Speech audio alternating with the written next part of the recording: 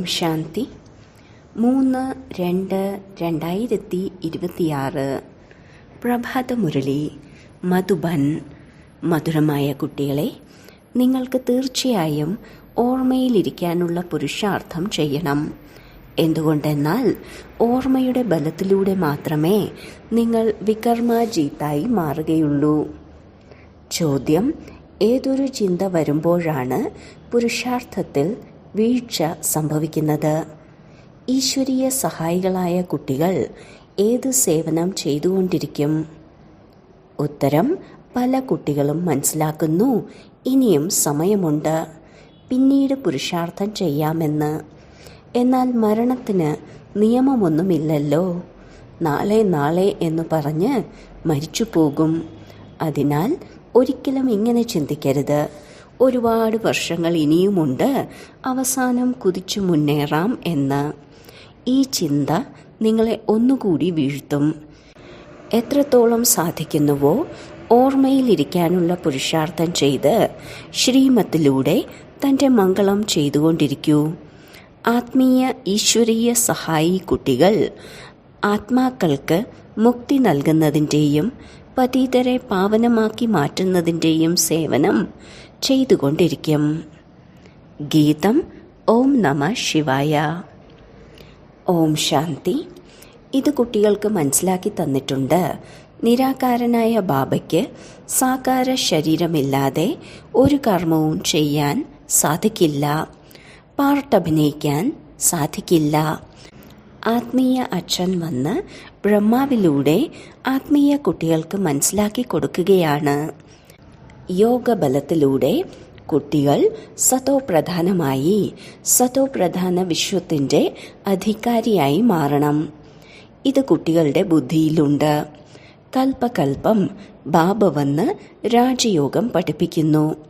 ബാബ ബ്രഹ്മാവിലൂടെ വന്ന് ആദി സനാതന ദേവീ ദേവതാ ധർമ്മത്തിൻ്റെ സ്ഥാപന ചെയ്യുന്നു, അല്ലെങ്കിൽ മനുഷ്യനെ ദേവതയാക്കി മാറ്റുന്നു. ദേവീ ദേവതകളായിരുന്ന മനുഷ്യർ ഇപ്പോൾ ശൂദ്രരും പതീതരുമായി മാറിക്കഴിഞ്ഞു. ഭാരതം പവിഴപുരിയായിരുന്നപ്പോൾ പവിത്രത, സുഖം, ശാന്തി എല്ലാം ഉണ്ടായിരുന്നു. ഇത് 5000 വർഷത്തിൻ്റെ കാര്യമാണ്. കൃത്യമായ കണക്കുകളാണ് ബാബ മനസ്സിലാക്കി തരുന്നത്. ബാബയെക്കാളും ഉയർന്നതായി മറ്റൊരാളില്ല. സൃഷ്ടി അഥവാ വൃക്ഷം, അതിനെയാണ് കൽപ്പവൃക്ഷം എന്ന് പറയുന്നത്. അതിൻ്റെ ആദി മധ്യ അന്ത്യത്തിൻ്റെ രഹസ്യം ബാബയ്ക്ക് മാത്രമേ പറഞ്ഞു തരാൻ സാധിക്കുകയുള്ളൂ. ഭാരതത്തിലുണ്ടായിരുന്ന ദേവീ ദേവതാ ധർമ്മം ഇപ്പോൾ പ്രായേണ ലോപിച്ചുപോയി. ഇപ്പോൾ ദേവീ ദേവതാ ധർമ്മമൊന്നുമില്ല. ദേവതകളുടെ ചിത്രം തീർച്ചയായും ഉണ്ട്. ഇത് ഭാരതവാസികൾക്കറിയാം. സത്യയുഗത്തിൽ ലക്ഷ്മി നാരായണൻ്റെ രാജ്യമായിരുന്നു. ബാബ തന്നെ വന്നിട്ടാണ് മറന്നുപോയവർക്ക് പൂർണ്ണമായ വഴി പറഞ്ഞു തരുന്നത്. വഴി പറഞ്ഞു തരുന്ന ബാബ വരുമ്പോൾ എല്ലാ ആത്മാക്കളും മുക്തിധാമത്തിലേക്ക് പോകുന്നു. അതുകൊണ്ടാണ് ബാബയെ സദ്ഗതി ദാതാവെന്ന് പറയുന്നത്. രചയിതാവ് ഒന്നു മാത്രമാണ്, സൃഷ്ടിയും ഒന്നു മാത്രമേ ഉള്ളൂ. ലോകത്തിൻ്റെ ചരിത്രവും ഭൂമിശാസ്ത്രവും ഒന്നു മാത്രമേ ഉള്ളൂ. അത് തന്നെയാണ് ആവർത്തിച്ചുകൊണ്ട് ഇരിക്കുന്നത്. സത്യയുഗം, ത്രേതയുഗം, ദ്വാപരയുഗം, കലിയുഗം, പിന്നീടാണ് സംഗമയുഗം വരുന്നത്. കലിയുഗത്തിൽ പതിതരും സത്യയുഗത്തിൽ പാവനരുമാണ്. സത്യയുഗമുണ്ടായാൽ പിന്നീട് തീർച്ചയായും കലിയുഗത്തിൻ്റെ വിനാശവും ഉണ്ടാകും. വിനാശത്തിന് മുൻപ് സ്ഥാപനയും ഉണ്ടാകും. സത്യയുഗത്തിൽ സ്ഥാപന ഉണ്ടാകില്ല. ഭഗവാൻ വരുന്നത് തന്നെ പതീതമായ ലോകം ആകുമ്പോഴാണ്. സത്യയുഗം പാവനമായ ലോകമാണ്. പതിത ലോകത്തെ പാവന ലോകമാക്കി മാറ്റാൻ ഭഗവാന് വരേണ്ടി വരുന്നു. ഇപ്പോൾ ബാബ സഹജത്തിലും സഹജമായ യുക്തി പറഞ്ഞു തരികയാണ്. ദേഹത്തിൻ്റെ എല്ലാ സംബന്ധങ്ങളെയും ഉപേക്ഷിച്ച് ദേഹി അഭിമാനിയായി ബാബയെ ഓർമ്മിക്കൂ. പതിത പാവനൻ ഒരാളല്ലേ? ഭക്തർക്ക് ഫലം നൽകുന്നത് ഒരു ഭഗവാനാണ്. ഭക്തർക്ക് ജ്ഞാനം നൽകണം. പതീതമായ ലോകത്തിൽ ജ്ഞാനസാഗരനായ ബാബ തന്നെയാണ് പാവനമാക്കി മാറ്റാൻ വരുന്നത്. യോഗത്തിലൂടെയാണ് പാവനമായി മാറുന്നത്. ബാബയ്ക്കല്ലാതെ മറ്റാർക്കും പാവനമാക്കി മാറ്റാൻ സാധിക്കില്ല. ഈ കാര്യങ്ങളെല്ലാം മറ്റുള്ളവർക്ക് മനസ്സിലാക്കി കൊടുക്കാൻ വേണ്ടി ബുദ്ധിയിൽ ഇരുത്തണം. ഓരോ വീട്ടിലും സന്ദേശം നൽകണം. ഭഗവാൻ വന്നിട്ടുണ്ടെന്ന് പറയരുത്. വളരെ യുക്തിയോടുകൂടി വേണം മനസ്സിലാക്കി കൊടുക്കാൻ. പറയൂ, ബാബ അച്ഛനല്ലേ? ഒന്ന് ലൗകിക അച്ഛൻ, മറ്റൊന്ന് പാരലൗകിക അച്ഛനും. ദുഃഖത്തിൻ്റെ സമയത്ത് പാരലൗകിക അച്ഛനെ തന്നെയാണ് ഓർമ്മിക്കുന്നത്. സുഖധാമത്തിൽ ആരും ബാബയെ ഓർമ്മിക്കുന്നില്ല. സത്യുഗത്തിൽ ലക്ഷ്മി നാരായണന്റെ രാജ്യത്തിൽ വളരെയധികം സുഖമുണ്ടായിരുന്നു. പവിത്രതയും ശാന്തിയും സമ്പന്നതയും ഉണ്ടായിരുന്നു. ബാബയുടെ സമ്പത്ത് ലഭിച്ചു എങ്കിൽ പിന്നെ എന്തിനാണ് വിളിക്കുന്നത്? ആത്മാവിനറിയാം നമുക്ക് സുഖമുണ്ട്. സത്യുഗത്തിൽ ഒരുപാട് സുഖമുണ്ടെന്ന് ആർക്ക് വേണമെങ്കിലും പറയാൻ സാധിക്കും. ബാബ ദുഃഖത്തിനു വേണ്ടിയല്ല സൃഷ്ടി രചിച്ചത്. ഇത് പൂർവ്വ നിശ്ചിത നാടകമാണ്. ആർക്കാണോ അവസാനം പാർട്ടുള്ളത്, 2-4 ജന്മങ്ങൾ എടുക്കുന്നത്, അവർ തീർച്ചയായും ബാക്കി സമയമെല്ലാം ശാന്തിധാമത്തിലായിരിക്കും. ബാക്കി ഈ നാടകത്തിൻ്റെ കളിയിൽ നിന്ന് മുക്തമാകാൻ ആർക്കും സാധിക്കില്ല. കളിയിലേക്ക് എല്ലാവർക്കും വരിക തന്നെ വേണം. 1-2 ജന്മം ലഭിക്കുന്നു. അപ്പോൾ ബാക്കിയുള്ള സമയമെല്ലാം മോക്ഷത്തിലുള്ള പോലെയാണ്. ആത്മാവ് പാർട്ടുധാരിയാണല്ലോ. ചില ആത്മാക്കൾക്ക് ഉയർന്ന പാർട്ട് ലഭിച്ചിട്ടുണ്ടെങ്കിൽ ചിലർക്ക് കുറവായിരിക്കും. ഇതും ഇപ്പോൾ നിങ്ങൾക്കറിയാം.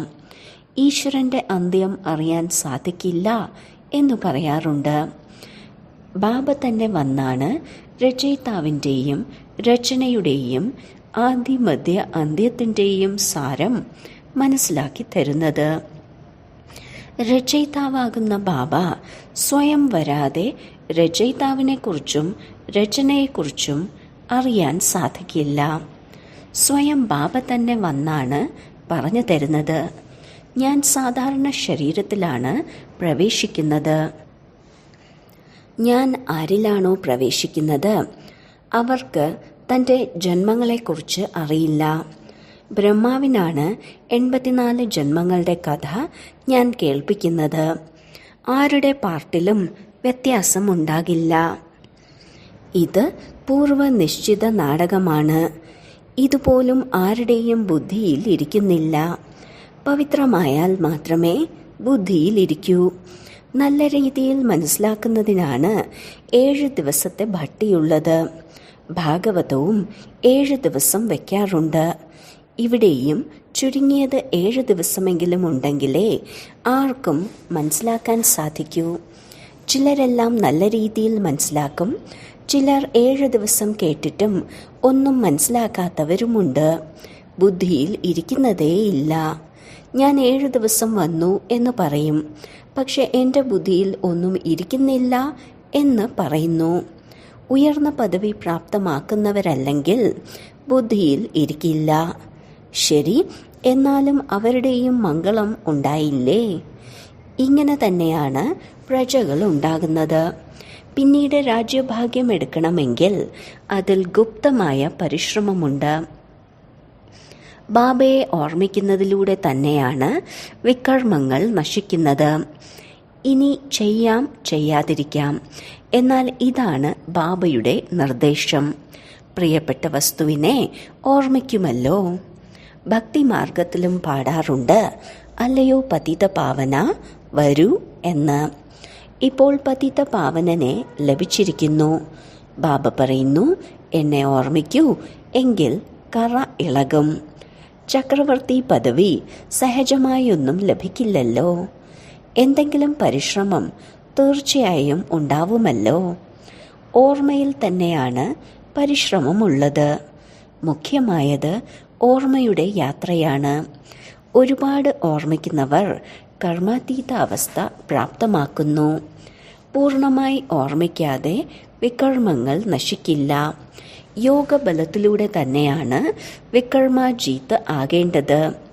മുൻപും യോഗബലത്തിലൂടെ തന്നെയാണ് വികർമ്മങ്ങളെ ജയിച്ചത്. ഈ കലിയുഗ അവസാനം ആരും പവിത്രമല്ലെങ്കിൽ പിന്നെങ്ങനെയാണ് ലക്ഷ്മി നാരായണന്മാർ ഇത്രയും പവിത്രമായി മാറിയത്? ഇതിൽ നിന്ന് വ്യക്തമാണ് ഇപ്പോൾ ഗീതാജ്ഞാനത്തിൻ്റെ എപ്പിസോഡാണ് ആവർത്തിക്കപ്പെടുന്നതെന്ന്. ശിവഭഗവാനു വാച്ചയാണ് തെറ്റുകളെല്ലാം സംഭവിച്ചുകൊണ്ടിരിക്കുന്നില്ലേ? ബാബ തന്നെ വന്നാണ് തെറ്റിൽ നിന്നും മുക്തമാക്കുന്നത്. ഭാരതത്തിൽ ഏതെല്ലാം ശാസ്ത്രങ്ങളുണ്ടോ അതെല്ലാം ഭക്തി മാർഗത്തിലുള്ളതാണ്. ബാബ പറയുന്നു, ഞാൻ എന്താണോ പറഞ്ഞിരുന്നത് അതാർക്കും അറിയില്ല. ആരോടാണോ പറഞ്ഞത് അവർ പദവി പ്രാപ്തമാക്കി. 21 ജന്മത്തേക്കുള്ള പ്രാലബ്ധം പ്രാപ്തമാക്കിയാൽ പിന്നെ ജ്ഞാനം പ്രായേണ ലോപിച്ചു പോകും. നിങ്ങൾ തന്നെയാണ് ചക്രം കറങ്ങി വന്നത്. കൽപ്പം മുൻപ് ആരാണോ കേട്ടത് അവർ മാത്രമേ വരികയുള്ളൂ. ഇപ്പോൾ നിങ്ങൾക്കറിയാം, നമ്മൾ മനുഷ്യനിൽ നിന്ന് ദേവതയാക്കി മാറ്റാനുള്ള തൈകൾ നട്ട് പിടിപ്പിക്കുകയാണ്. ഇതാണ് ദൈവിക വൃക്ഷത്തിൻ്റെ തൈകൾ. പിന്നീട് മനുഷ്യർ മറ്റ് വൃക്ഷങ്ങളുടെ ഒരുപാട് തൈകൾ നട്ടു പിടിപ്പിക്കുന്നുണ്ട്. ബാബ വന്നാണ് വ്യത്യാസം പറഞ്ഞു തരുന്നത്. ബാബ ദൈവികമായ പൂക്കളുടെ തൈകളാണ് നട്ടുപിടിപ്പിക്കുന്നത്. കൗരവർ എന്താണ് ചെയ്യുന്നത്, പാണ്ഡവർ എന്താണ് ചെയ്യുന്നതെന്ന് നിങ്ങൾ കാണിക്കാറുണ്ടല്ലോ. അവരുടെ പദ്ധതി എന്താണ്, നിങ്ങളുടെ പദ്ധതി എന്താണ്? ജനസംഖ്യ വർദ്ധിക്കാതിരിക്കാനുള്ള പദ്ധതിയാണ് അവർ ഉണ്ടാക്കുന്നത്. മനുഷ്യർ വർദ്ധിക്കാതിരിക്കുന്നതിനായി കുടുംബാസൂത്രണ പരിപാടി ചെയ്യുന്നുണ്ട്. അതിനുവേണ്ടി പരിശ്രമിച്ചുകൊണ്ടേയിരിക്കുന്നു. ബാബ വളരെ നല്ല കാര്യമാണ് പറഞ്ഞു തരുന്നത്. അനേക ധർമ്മങ്ങൾ വിനാശമാകും. പിന്നീട് ഒരു ദേവീ ദേവതാ ധർമ്മത്തിൻ്റെ കുടുംബം സ്ഥാപിക്കപ്പെടുന്നു. സത്യുഗത്തിൽ ഒരേ ഒരു ആദി സനാതന ദേവീ ദേവതാ ധർമ്മത്തിൻ്റെ കുടുംബമായിരുന്നു ഉണ്ടായിരുന്നത്. ഇത്രയും കുടുംബങ്ങളൊന്നും ഉണ്ടായിരുന്നില്ല. ഭാരതത്തിൽ എത്ര കുടുംബങ്ങളാണ്? ഗുജറാത്തി കുടുംബം, മഹാരാഷ്ട്ര കുടുംബം. വാസ്തവത്തിൽ ഭാരതവാസികളുടെ ഒരു കുടുംബമായിരിക്കണം. ഒരുപാട് കുടുംബങ്ങളുണ്ടെങ്കിൽ തീർച്ചയായും പരസ്പരം പ്രശ്നങ്ങൾ ഉണ്ടായിരിക്കും. പിന്നീട് ആഭ്യന്തര കലഹവും ഉണ്ടാകുന്നു, കുടുംബ കലഹവും ഉണ്ടാകുന്നു. 2 സഹോദരന്മാർ തമ്മിൽ പരസ്പരം ചേർച്ച ഉണ്ടായിരിക്കില്ല. വെള്ളവും വീതിക്കാറുണ്ട്. ഓരോരുത്തരും മനസ്സിലാക്കും, നമ്മൾ നമ്മുടെ ധർമ്മത്തിലുള്ളവർക്ക് കൂടുതൽ സുഖം കൊടുക്കണമെന്ന്. പിന്നീട് കൂടുതൽ അടുക്കും തോറും പ്രശ്നങ്ങളും വർദ്ധിക്കുന്നു. അവസാനമാകുമ്പോൾ ആഭ്യന്തര കലഹവുമെല്ലാം ഉണ്ടാകുന്നു. പരസ്പരം വഴക്കിടാൻ തുടങ്ങുന്നു. വിനാശമുണ്ടാവുക തന്നെ വേണം. ഒരുപാട് ബോംബുകളെല്ലാം ഉണ്ടാക്കുന്നുണ്ട്. ഇതിനു മുമ്പ് എപ്പോഴാണോ വലിയ യുദ്ധമുണ്ടായത് അപ്പോൾ 2 ബോംബുകൾ വർഷിച്ചിരുന്നു. ഇപ്പോഴാണെങ്കിൽ ഒരുപാടെണ്ണം ഉണ്ടാക്കിയിട്ടുണ്ട്. മനസ്സിലാക്കേണ്ട കാര്യമല്ലേ? ഇത് അതേ മഹാഭാരത യുദ്ധമാണെന്ന് നിങ്ങളെല്ലാവർക്കും പറഞ്ഞു കൊടുക്കണം. മുതിർന്നവരെല്ലാം തന്നെ പറയുന്നു, അഥവാ ഈ യുദ്ധം നിർത്തലാക്കിയില്ല എന്നുണ്ടെങ്കിൽ മുഴുവൻ ലോകവും അഗ്നിക്ക് ഇരയാകും. അഗ്നി ബാധിക്കുക തന്നെ വേണമെന്ന് നിങ്ങൾക്കറിയാം. ബാബ ആദി സനാതന ദേവീ ദേവതാ ധർമ്മത്തിൻ്റെ സ്ഥാപന ചെയ്തുകൊണ്ടിരിക്കുകയാണ്. രാജയോഗം സത്യയുഗത്തിലേക്കാണ്. ദേവീ ദേവതാ ധർമ്മം ഇപ്പോൾ പ്രായേണ ലോപിച്ചിരിക്കുകയാണ്. ചിത്രവും ഉണ്ടാക്കിയിട്ടുണ്ട്. ബാബ പറയുന്നു, കൽപ്പം മുൻപത്തേതുപോലെ വിഘ്നങ്ങൾ തീർച്ചയായും സംഭവിക്കും. മുൻകൂട്ടി തന്നെ അറിയാൻ സാധിക്കില്ലല്ലോ. കൽപ്പം മുൻപും ഇങ്ങനെയെല്ലാം ഉണ്ടായിരുന്നു എന്ന് പിന്നീട് മനസ്സിലാക്കാൻ സാധിക്കും. ഇത് പൂർവ്വ നിശ്ചിത നാടകമാണ്. നമ്മൾ ഡ്രാമയിൽ ബന്ധിക്കപ്പെട്ടിരിക്കുകയാണ്. ഓർമ്മയുടെ യാത്ര വിസ്മരിക്കരുത്. ഇതിനെ പരീക്ഷ എന്നാണ് പറയുന്നത്. ഓർമ്മയുടെ യാത്രയിൽ ഉറച്ചു നിൽക്കാൻ സാധിക്കുന്നില്ല, ക്ഷീണിച്ചു പോകുന്നു. ഗീതവുമുണ്ടല്ലോ, രാത്രിയിലെ യാത്രക്കാരാ ക്ഷീണിക്കരുത്. ഇതിൻ്റെ അർത്ഥം ആർക്കും മനസ്സിലാക്കാൻ സാധിക്കില്ല. ഇതാണ് ഓർമ്മയുടെ യാത്ര. ഈ യാത്രയിലൂടെ രാത്രി പൂർത്തിയായി പകൽ വരുന്നു. പകുതി കൽപ്പം പൂർത്തിയായി പിന്നീട് സുഖം ആരംഭിക്കും. ബാബ തന്നെയാണ് മന്മനാഭവയുടെ അർത്ഥവും മനസ്സിലാക്കി തന്നിട്ടുള്ളത്. ഇപ്പോൾ എല്ലാവരുടെയും മംഗളമുണ്ടാകണം. അതായത് നമ്മളെല്ലാ ആത്മാക്കളുടെയും മംഗളം ചെയ്യുകയാണ്. പ്രത്യേകിച്ചും ഭാരതത്തിൻ്റെയും പിന്നീട് മുഴുവൻ ലോകത്തിൻ്റെയും നന്മയാണ് ചെയ്യേണ്ടത്. എല്ലാവരുടെയും മംഗളം നമ്മൾ ശ്രീമത്തിലൂടെയാണ് ചെയ്യുന്നത്. ആരാണോ മംഗളകാരിയായി മാറുന്നത് അവർക്ക് സമ്പത്തും ലഭിക്കും. ഓർമ്മയുടെ യാത്ര കൂടാതെ മംഗളമുണ്ടാകാൻ സാധിക്കില്ല. ഇപ്പോൾ നിങ്ങൾക്ക് മനസ്സിലാക്കി തന്നു കഴിഞ്ഞു ബാബ പരിധിയില്ലാത്ത അച്ഛനാണെന്ന്. ബാബയിൽ നിന്ന് സമ്പത്ത് ലഭിച്ചിരുന്നു. ഭാരതവാസികൾ തന്നെയാണ് 84 ജന്മങ്ങൾ എടുത്തിട്ടുള്ളത്. പുനർജന്മത്തിനും കണക്കുണ്ട്. 84 ജന്മങ്ങൾ ആരാണ് എടുക്കുന്നതെന്ന് ആരും മനസ്സിലാക്കുന്നില്ല. അവനവൻ്റേതായ ശ്ലോകങ്ങൾ ഉണ്ടാക്കി കേൾപ്പിച്ചുകൊണ്ടേയിരിക്കും. ജ്ഞാനസാഗരൻ ബാബയാണ്. ബാബ ജ്ഞാനം നൽകിക്കൊണ്ടേയിരിക്കും. ഇപ്പോൾ നിങ്ങൾ ജ്ഞാനം കേട്ടുകൊണ്ടേ വരികയാണ്. ദിനം പ്രതി നിങ്ങളുടെ അടുത്ത് ധാരാളം പേർ വന്നുകൊണ്ടേയിരിക്കും. പതുക്കെ പതുക്കെ വരും. ഇപ്പോൾ തന്നെ വലിയ വലിയ രാജാക്കന്മാർ വന്നാൽ ഒട്ടും താമസിയാതെ തന്നെ പെട്ടെന്ന് ശബ്ദമുയരും. അതിനാൽ യുക്തിയോടുകൂടി പതുക്കെ പതുക്കെയാണ് മുന്നോട്ട് പോവുക. ഇത് ഗുപ്തമായ ജ്ഞാനം തന്നെയാണ്. നമ്മൾ എന്താണ് ചെയ്യുന്നതെന്ന് മറ്റാർക്കും അറിയില്ല. രാവണനോടൊപ്പം നിങ്ങളുടെ യുദ്ധം എങ്ങനെയാണ്?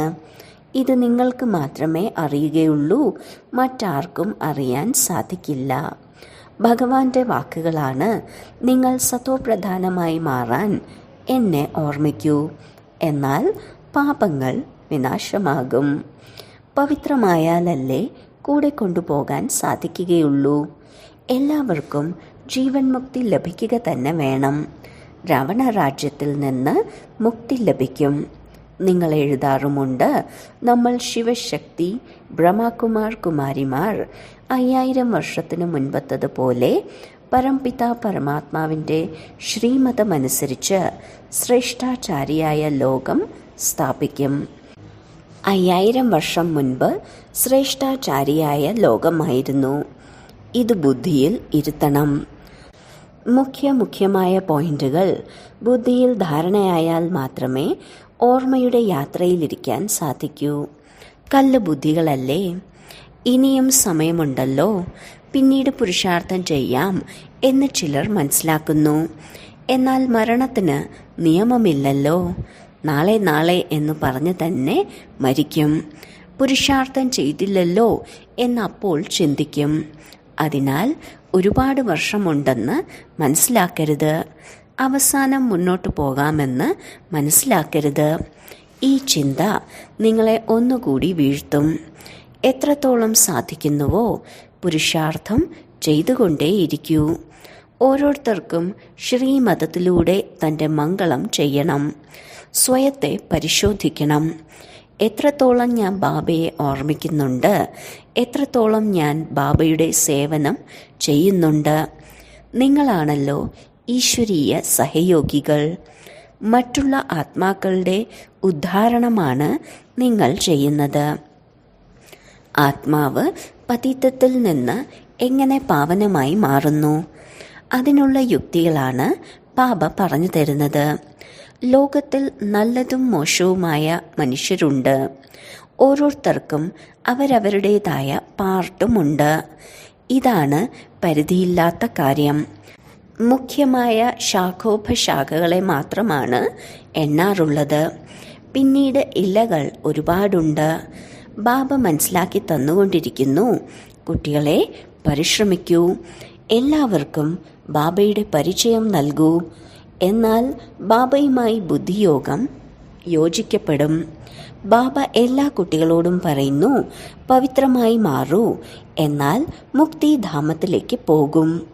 മഹാഭാരത യുദ്ധത്തിലൂടെ എന്താണ് സംഭവിക്കുന്നതെന്ന് ലോകത്തിലുള്ളവർക്ക് അറിയില്ലല്ലോ. പുതിയ ലോകത്തിനു വേണ്ടിയാണ് ഈ ജ്ഞാനയജ്ഞം രചിക്കപ്പെട്ടിരിക്കുന്നത്.